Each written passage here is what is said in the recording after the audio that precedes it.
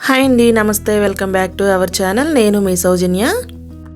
ఈరోజు మన కిచెన్లో తక్కువ మసాలాతో హోటల్ స్టైల్లో వెజ్ పులావ్ లేదా వెజిటేబుల్ రైస్ని కుక్కర్లోనే ఈజీగా ఇంట్లో ఎలా తయారు చేసుకోవాలో చూపించబోతున్నాను.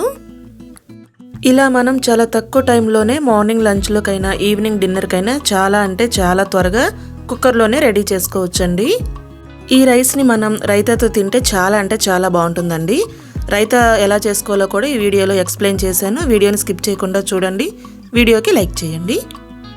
ఆలస్యం లేకుండా తయారీ విధానం చూసేయండి. దానికోసం ముందుగా ఇక్కడ నేను ఈ గ్లాస్తో 1 గ్లాసు రైస్ని శుభ్రంగా 2 సార్లు కడిగి అరగంట పాటు నానబెట్టుకున్నానండి. రైస్ని ఇలా నానబెట్టుకోవడం వల్ల మనకి రైస్ అనేది ఒదుగొస్తుంది. చూడండి, రైస్ అయితే చక్కగా నానిపోయాయి. మీకు టైం లేకపోతే కనీసం ఒక 10 నిమిషాలైనా నానబెట్టుకోండి, చాలా బాగుంటుంది రైసు. ఇప్పుడు రైస్ని వండుకోవడానికి మందపాటి కుక్కర్ తీసుకోండి. కుక్కర్లో అయితే చాలా తక్కువ టైంలో రెడీ అవుతుందండి. అందులోకి 4 నుంచి 5 స్పూన్ల వరకు ఆయిల్ వేసుకొని ఆయిల్ కొద్దిగా వేడైన తర్వాత సన్నగా పొడవుగా కట్ చేసుకున్న ఉల్లిపాయ ముక్కలు వేసుకోండి. ఇక్కడ నేను 1 గ్లాస్ రైస్కి 3 ఉల్లిపాయలు కట్ చేసుకుని వేసుకున్నానండి. స్టవ్ని లో ఫ్లేమ్లో పెట్టుకొని ఉల్లిపాయలు మనకి రంగు మారి ఎర్రగా వచ్చేంత వరకు వేయించుకోండి. చూడండి, ఉల్లిపాయలు మనం ఇలా రెడ్ అండ్ బ్రౌన్ కలర్లో వచ్చేంత వరకు వేయించుకోవాలండి. ఉల్లిపాయలని ఈ విధంగా వేయించడం వలన రైస్ అనేది మనకి మంచి టేస్ట్గా వస్తుంది.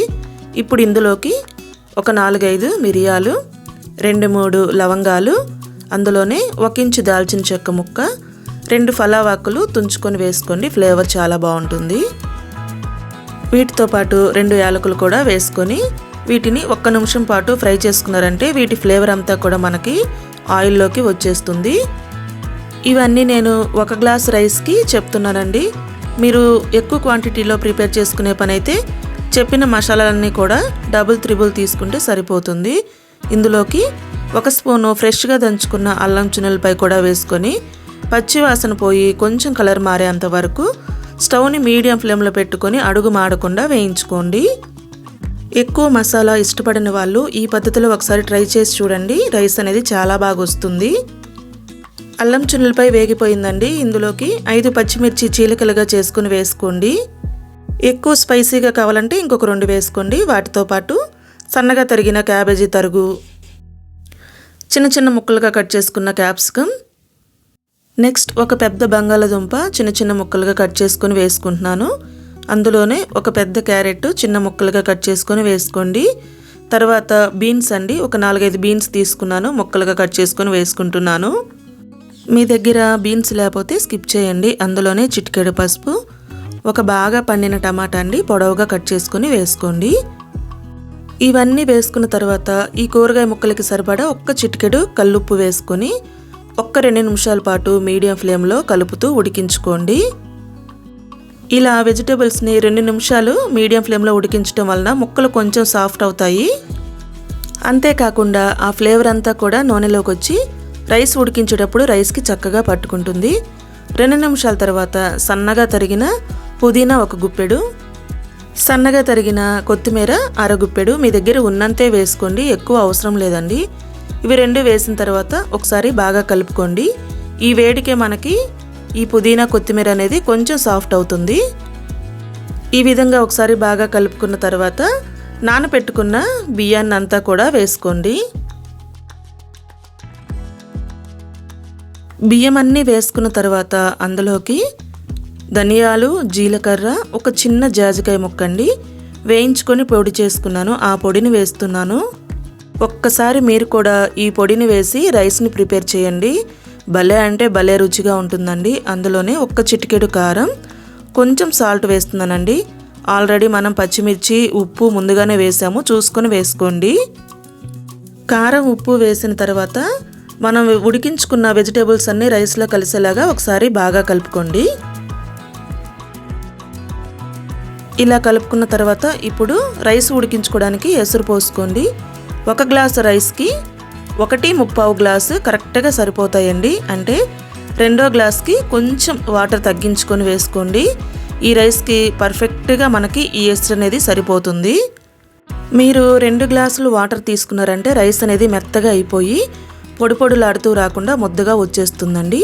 ఒకసారి బాగా కలుపుకొని మూత పెట్టుకొని విజిల్ పెట్టుకొని హై ఫ్లేమ్లో 2 విజిల్స్, మీడియం ఫ్లేమ్లో 1 విజిల్ రానివ్వండి. ఈలోపు రైతాని ప్రిపేర్ చేసుకుందామండి. దానికోసం ఇక్కడ నేను 1 కప్పు పెరుగు తీసుకున్నానండి. ఫ్రెష్ పెరుగు తీసుకొని మెత్తగా గడ్డలు లేకుండా బీట్ చేసుకోండి. చూడండి, ఈ విధంగా మెత్తగా ఉండాలండి. తర్వాత ఇందులోకి 1 చిటికెడు కారం, కొంచెం సాల్ట్ వేసుకోండి. ఆల్రెడీ రైస్లో ఉంటుందండి, కొంచెమే వేసుకోండి. అందులోనే కొంచెం జీలకర్ర పౌడర్, సన్నగా తరిగిన కొత్తిమీర కూడా కొంచెం వేసుకోండి. ఇందులో నేను ఉల్లిపాయలు కానీ దానిమ్మ గింజలు కానీ ఇలాంటివి ఏమీ యాడ్ చేయట్లేదండి, సింపుల్గా ప్రిపేర్ చేసుకుంటున్నాను. ఇవన్నీ వేసుకున్న తర్వాత పెరుగులో కలిసేలాగా బాగా కలుపుకొని, పెరుగు మీకు కొంచెం గట్టిగా అనిపిస్తే 2-3 స్పూన్ల వరకు వాటర్ వేసుకొని ఒకసారి బాగా కలుపుకుంటే సింపుల్గా మనకి రైస్లోకి రైతా అనేది రెడీ అయిపోయిందండి. ఈ రైతా మరీ లూజ్గా ఉండకూడదండి, ఈ కన్సిస్టెన్సీలో ఉంటే సరిపోతుంది. ఇప్పుడు దీన్ని పక్కన ఉంచండి. ఒకసారి రైస్ని చెక్ చేసుకుందాము. 3 విజిల్స్ వచ్చాయండి. హై ఫ్లేమ్లో 2, మీడియం ఫ్లేమ్లో 1. ఇప్పుడు నార్మల్గా ఆవిరిపోయిన తర్వాత విజిల్ తీసుకొని ఒకసారి రైస్ని చెక్ చేసుకుందాము. చూడండి, చాలా అంటే చాలా పర్ఫెక్ట్గా రైస్ ఉడికిపోయిందండి. చక్కగా పొడి పొడిలాడుతూ వచ్చింది. కొంచెం కూడా రైస్ ముద్దవ్వలేదండి, చాలా అంటే చాలా పొడి పొడిలాడుతుంది. అలాగని అడుగు కూడా కొంచెం కూడా మాడలేదండి.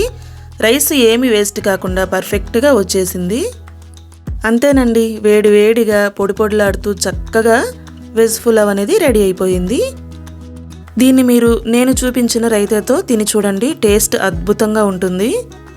మరి మీకు నచ్చిందా? నచ్చితే తప్పకుండా ట్రై చేసి టేస్ట్ ఎలా వచ్చిందనేది కామెంట్ చేయడం మాత్రం మర్చిపోవద్దు. వీడియోని లైక్ చేయండి, మీ ఫ్రెండ్స్కి, రిలేటివ్స్కి, కొలీగ్స్కి షేర్ చేయండి. మంచి మంచి రెసిపీస్ కోసం ఛానల్ని సబ్స్క్రైబ్ చేసుకొని పక్కనే ఉన్న బెల్ని క్లిక్ చేస్తే మా లేటెస్ట్ వీడియోస్ మీ దాకా వస్తాయి. Thank you.